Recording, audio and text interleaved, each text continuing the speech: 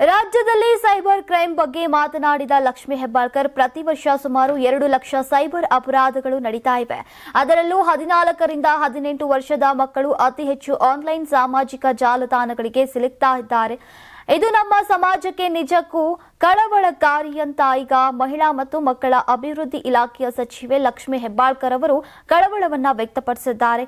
ಕರ್ನಾಟಕ ರಾಜ್ಯ ಮಕ್ಕಳ ಹಕ್ಕುಗಳ ರಕ್ಷಣಾ ಆಯೋಗ, ಶಾಲಾ ಶಿಕ್ಷಣ ಮತ್ತು ಸಾಕ್ಷರತಾ ಇಲಾಖೆ ಮತ್ತು ಚೈಲ್ಡ್ ಫಂಡ್ ಸೌಧದಲ್ಲಿ ಈಗ ಗುರುವಾರ ಆಯೋಜಿಸಿದ್ದಂತಹ ಮಕ್ಕಳ ಆನ್ಲೈನ್ ಸುರಕ್ಷತೆ ಕುರಿತು ಜಿಲ್ಲಾ ಮಟ್ಟದ ಅಧಿಕಾರಿಗಳ ಕಾರ್ಯಾಗಾರ ಉದ್ಘಾಟಿಸಿ ಲಕ್ಷ್ಮೀ ಹೆಬ್ಬಾಳ್ಕರ್ ಅವರು ಮಾತನಾಡಿದರು.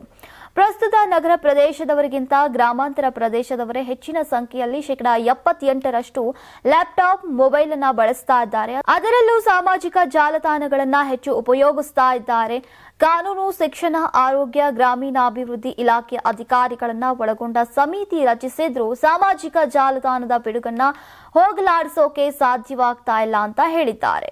ಇನ್ನು ಪೊಲೀಸರು ಶಾಲಾ ಕಾಲೇಜುಗಳಿಗೆ ವಾರಕ್ಕೊಮ್ಮೆ ಭೇಟಿ ನೀಡಿ ಸಾಮಾಜಿಕ ಜಾಲತಾಣದ ಬಗ್ಗೆ ಅರಿವನ್ನ ಮೂಡಿಸಬೇಕು. ಶಾಲೆಗಳಿಗೆ ಹೋಗಿ ಮಕ್ಕಳಿಗೆ ಆತ್ಮಸ್ಥೈರ್ಯವನ್ನ ತುಂಬಬೇಕು. ಶಿಕ್ಷಕರು ಹಾಗೂ ಪೋಷಕರು ಮಕ್ಕಳಿಗೆ ತಿಳಿ ಹೇಳಬೇಕು. ಮಕ್ಕಳು ನಮ್ಮ ಸಮಾಜದ ಭವಿಷ್ಯ. ಮಕ್ಕಳನ್ನ ತಿದ್ದಿ ತೀಡುವ ಕೆಲಸ ನಾವೆಲ್ಲರೂ ಮಾಡಬೇಕಿದೆ ಅಂತ ಕರೆ ನೀಡಿದ್ದಾರೆ.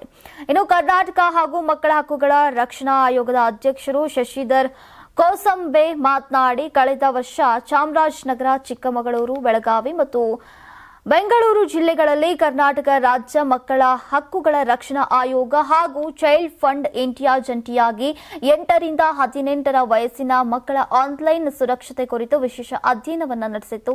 15 ರಿಂದ 18ನೇ ವಯಸ್ಸಿನ ಮಕ್ಕಳು ಸಾಮಾಜಿಕ ಜಾಲತಾಣಗಳಿಂದ ಕಿರುಕುಳ, ಶೋಷಣೆ ಅನುಭವಿಸಿದ ಅಂಶಗಳು ಈಗ ಗಮನಕ್ಕೆ ಬಂದಿವೆ ಎಂದಿದ್ದಾರೆ. ನೀವು ಸಣ್ಣ ಆಗ್ಬೇಕಲ್ವಾ? ಅದು ಒಂದು ಉತ್ತಮ ಆಹಾರದಿಂದ ಸಣ್ಣ ಆಗ್ಬೇಕಲ್ವಾ? ಪ್ರತಿದಿನ ನಮ್ಮ ಜೀನಿ ಸ್ಲಿಮ್ ನ ಯೂಸ್ ಮಾಡಿ ಯಾವುದೇ ಸೈಡ್ ಎಫೆಕ್ಟ್ ಇಲ್ದಂಗೆ ನೀವು ಸಣ್ಣ ಆಗ್ತೀರಾ.